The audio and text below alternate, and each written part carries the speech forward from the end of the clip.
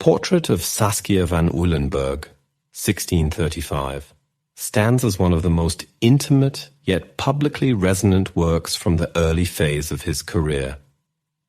Painted shortly after his marriage to Saskia in 1634, the portrait not only celebrates the artist's wife, but also encapsulates Rembrandt's growing mastery of portraiture and his ability to balance personal affection with the grandeur expected of commissioned likenesses.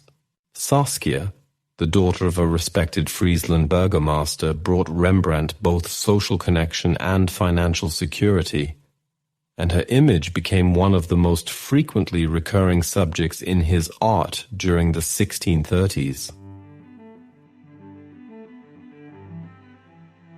In this portrait, Saskia is presented in lavish costume, adorned with a broad-brimmed hat, ornate jewelry, and fine textiles that emphasize her status and refinement. Yet despite the sumptuousness of her attire, Rembrandt's handling of paint imbues the sitter with warmth and vitality rather than aloof grandeur. The subtle modeling of her face, softened by the interplay of light and shadow, conveys both dignity and tenderness, situating Saskia not only as a figure of social standing but also as a beloved partner. This duality between the personal and the public is a hallmark of Rembrandt's early portraiture. The work also demonstrates Rembrandt's ongoing exploration of light as a tool of psychological expression. A strong, directional light illuminates Saskia's features, focusing the viewer's gaze on her youthful face, while the darker background enhances the immediacy of her presence. The interplay of textures, velvet, lace, metal, and skin is rendered with remarkable precision, yet without sacrificing the overall unity of the composition. Through such painterly strategies, Rembrandt elevates Saskia's likeness from mere representation to a meditation on individuality and presence. Historically, this painting also belongs to a broader cultural context in which portraiture served as both personal commemoration and social display. For Rembrandt, painting Saskia was not only an act of conjugal devotion but also a demonstration of his ability to compete with leading portraitists in Amsterdam. By combining intimacy with magnificence, he appealed to a clientele eager for portraits that reflected both wealth and individuality. Saskia, therefore, becomes both muse and model, a personal subject through whom Rembrandt defined his artistic identity at a crucial moment in his career.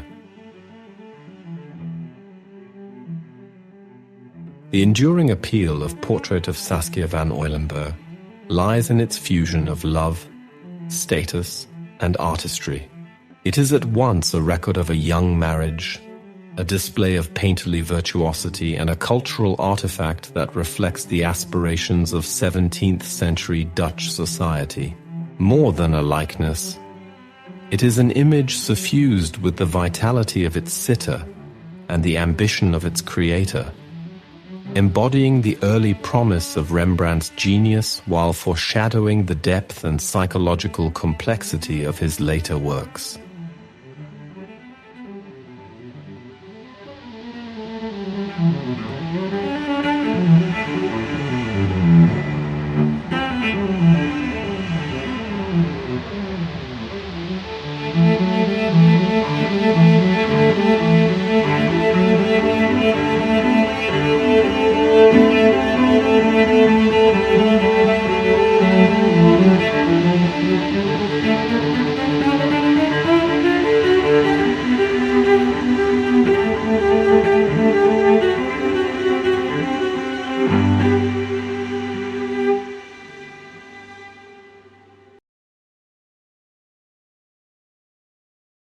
Painted in 1640, Self-Portrait at the age of 34, now housed in the National Gallery in London, marks a pivotal moment in Rembrandt van Rijn's exploration of self-representation.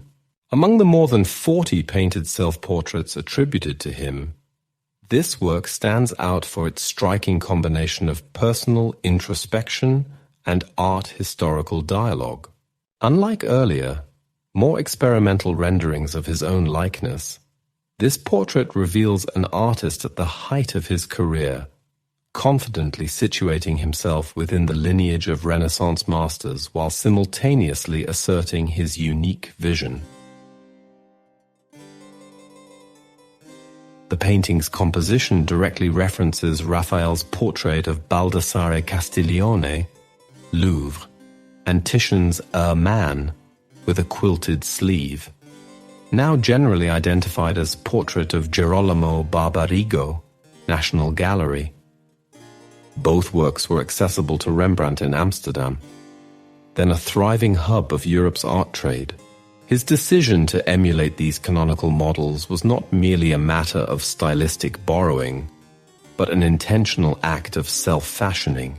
By adopting the noble bearing, dignified posture, and sumptuous attire of Renaissance humanist and aristocratic portraiture, Rembrandt aligned his own image with the cultural authority of Italy's most revered painters. In doing so, he constructed a visual claim for his intellectual and artistic status in a period when painters were striving to be regarded not as mere craftsmen, but as learned figures akin to poets and philosophers. The self-portrait also reflects Rembrandt's ongoing experimentation with costume and identity.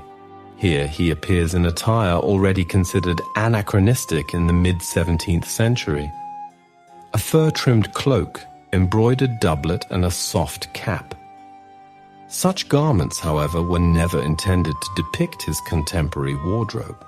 Instead, they serve as theatrical devices, emphasizing timelessness and evoking an aura of grandeur. In contrast to his self-portrait, leaning on a stone wall, 1639 etching, where his stance and expression conveyed rakish informality, the 1640 portrait is more controlled, projecting gravitas and mastery. The careful handling of light, with its subtle chiaroscuro, further enhances this sense of authority, illuminating Rembrandt's visage against a subdued background. This self-fashioning is not only a performance of status but also a meditation on artistic identity. By situating himself within the continuum of European portraiture, Rembrandt both acknowledges his debt to past traditions and demonstrates his ability to rival, even surpass, them. The confident gaze and the tactile rendering of textures underscore the artist's technical virtuosity, while the conscious evocation of Raphael and Titian situates him within a broader dialogue of cultural memory. Self-Portrait at the age of 34 reveals Rembrandt at his most self-aware, a painter at the zenith of his career, confidently negotiating the intersections of personal identity, artistic lineage, and professional ambition.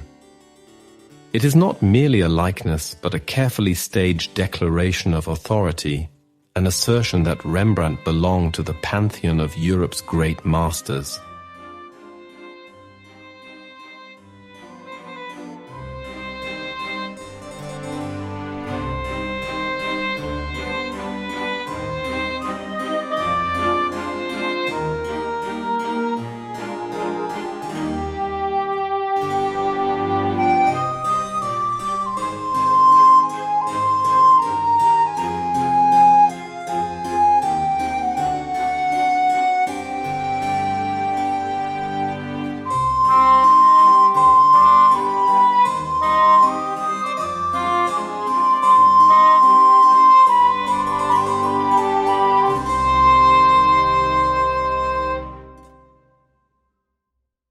Ironically, in contrast to his piety, Rembrandt's private life was strewn with controversy.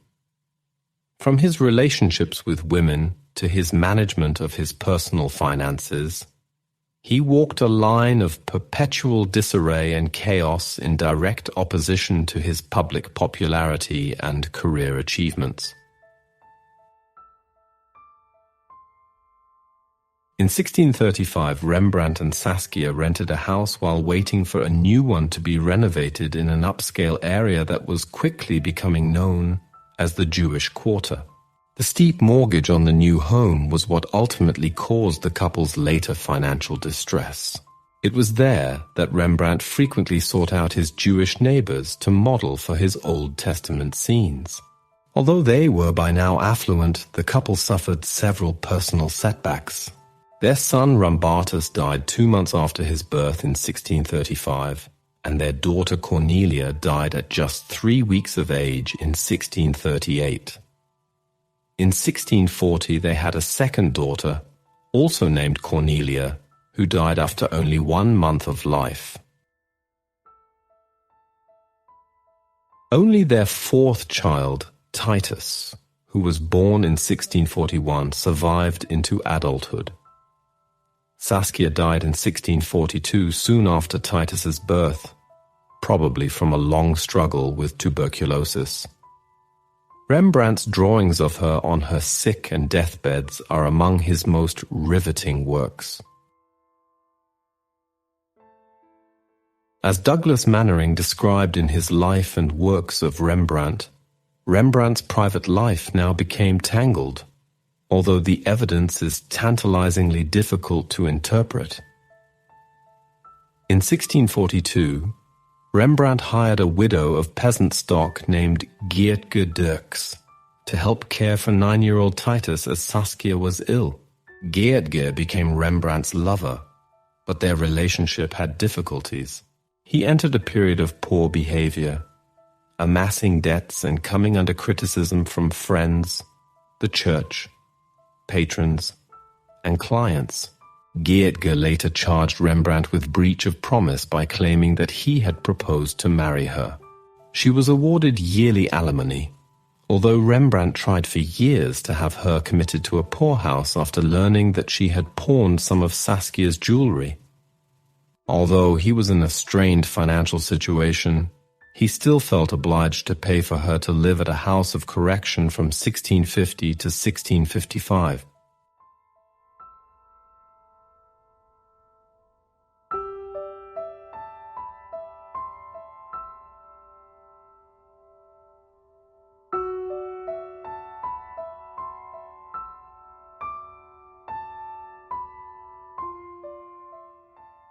Painted in 1641 and now preserved in the Royal Castle, Warsaw, the girl in a picture frame occupies a unique position within Rembrandt's oeuvre.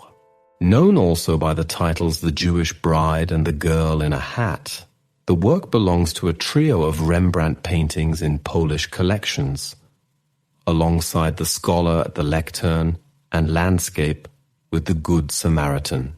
Although questions surrounding its authorship persisted for decades, technical and stylistic analysis in 2006 confirmed its authenticity. More than a portrait, the painting exemplifies the 17th century Dutch fascination with the tronier genre, dedicated not to individual likeness, but to studies of character, costume, and expression. One of the most striking features of the work is its feigned picture frame, visible along the bottom and right edges of the panel. This trompe-l'œil device disrupts the conventional boundary between image and reality, creating the illusion that the sitter leans outward toward the viewer. Such a theatrical strategy reflects Rembrandt's mastery of pictorial illusion and his ability to animate the painted surface with psychological immediacy. The sitter, adorned in a dark red velvet dress, black hat, and pear-shaped pearl earrings, projects an aura of timeless dignity. Yet her costume bears little resemblance to the fashion of the 1640s. Rather, it belongs to the repertoire of historical dress garments deliberately associated with antiquity, myth, or biblical narrative. Rembrandt frequently employed such attire in his paintings and etchings, not to document contemporary life, but to evoke a sense of universality that transcends time.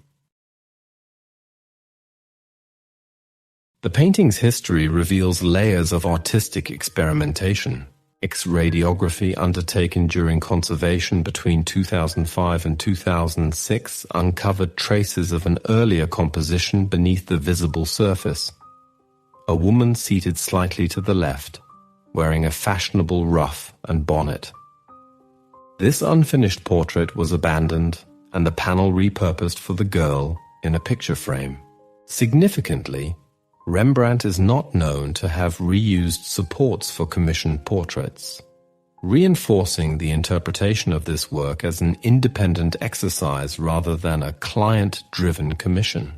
Restoration efforts further uncovered the artist's vigorous brushwork, particularly in the textures of the sitter's chest and right sleeve, where overpainting had previously obscured his original handling of paint.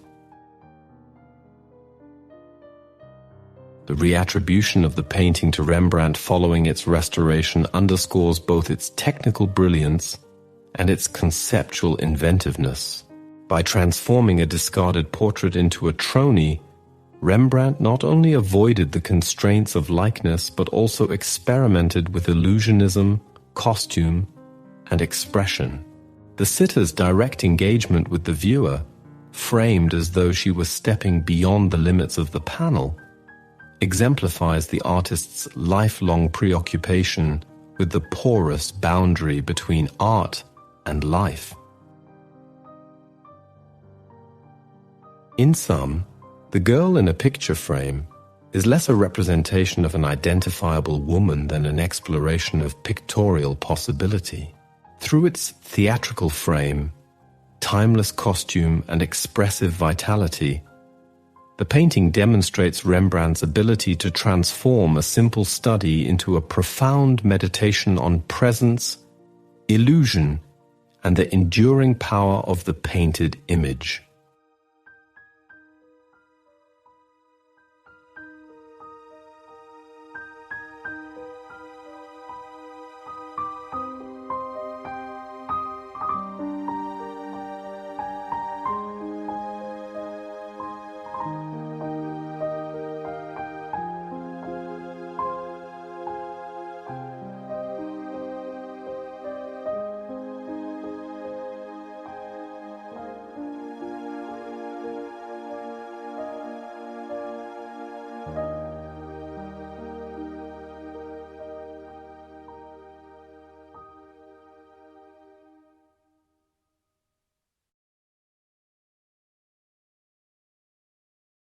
Painted in 1641, the scholar at the lectern, also known as the father of the Jewish bride, occupies a distinctive place within Rembrandt's oeuvre.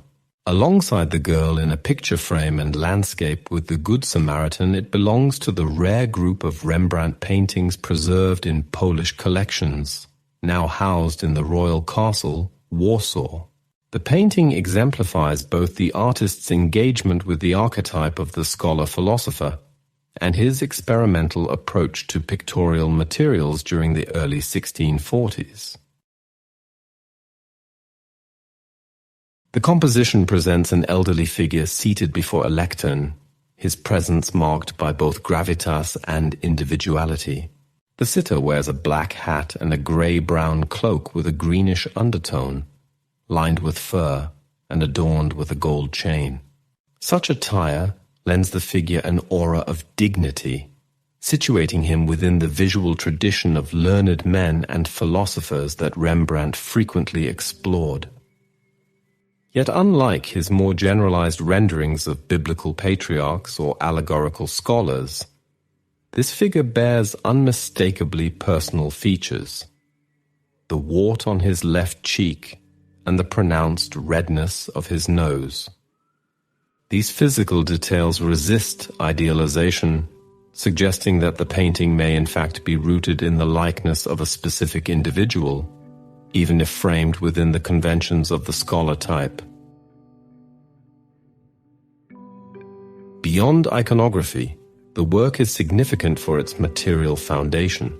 Executed on a poplar panel, it is one of only 5 known instances in which Rembrandt or his workshop employed this particular support. Technical research indicates that the artist likely acquired a batch of poplar panels around 1639–1641 and experimented with their qualities. This practical choice reflects both the dynamics of the Amsterdam art market and Rembrandt's ongoing investigation into how different supports might affect his handling of paint, texture, and finish. The broader context of Rembrandt's depictions of scholars and philosophers situates this work within a humanist tradition of the 17th century.